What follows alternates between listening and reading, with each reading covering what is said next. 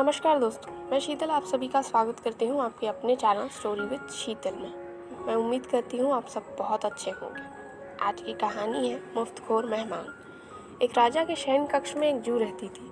वह राजा का स्वादिष्ट खून पीकर खूब आनंद ले रही थी। किसी ने ठीक ही कहा है, सुखी प्राणी को देखकर सभी उसके करीब आना चाहते हैं। खासतौर पर मुफ्तखोर तो रहते ही इसी ताक में है कि किसी न किसी तरह उस सुखी से नाता जोड़े ताकि उनकी भी दाल रोटी चलती रहे। ऐसे लोग रिश्तेदारी जोड़ने में भी एक पल नहीं लगाते। ऐसा ही कुछ हुआ जू के साथ भी।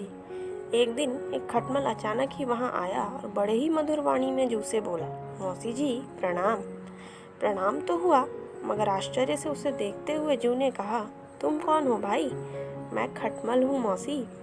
अरे वो तो मैं भी देख रही हूँ, मगर तुम आए कहाँ से हो? मैं तुम्हारी मौसी किस रिश्ते से लगती हूँ? मैं तो तुम्हें पहचान ही नहीं पा रही हूँ। मौसी, मैं इस राज्य के दीवान जी के घर से आया हूँ। कल मेरी माँ मर गई। खटमल ने घड़ियाली आंसू बहाते हुए कहा। मरते समय उसने कहा था कि मैं राजमहल में तुम्हारे पास चला आऊँ और बाकी का जीवन आपकी छत्र छाया में गुजारूँ। बस मैं दीवान जी की पगड़ी में छिपकर यहाँ आ पहुँचा। ठीक है, अब मेरी बात सुन। तू जैसे आया है वैसे ही वापस चला जा और दीवान जी के घर में ही मौज ले। अरे मौसी, ऐसी भी क्या नाराज़गी है? अब जब आ ही गया हूँ तो 2-4 दिन तो रहने दो।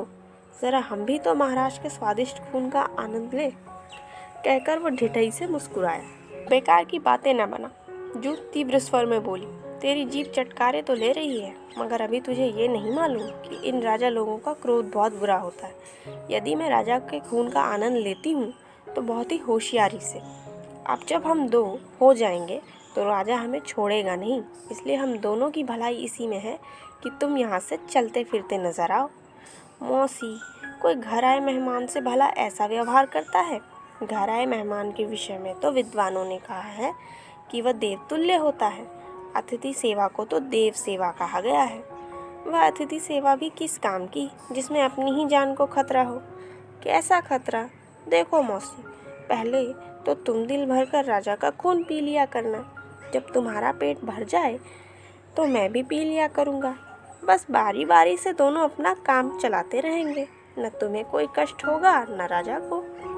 देखो खटमल, मैं तो राजा का खून बहुत ही प्रेम से पीती हूँ।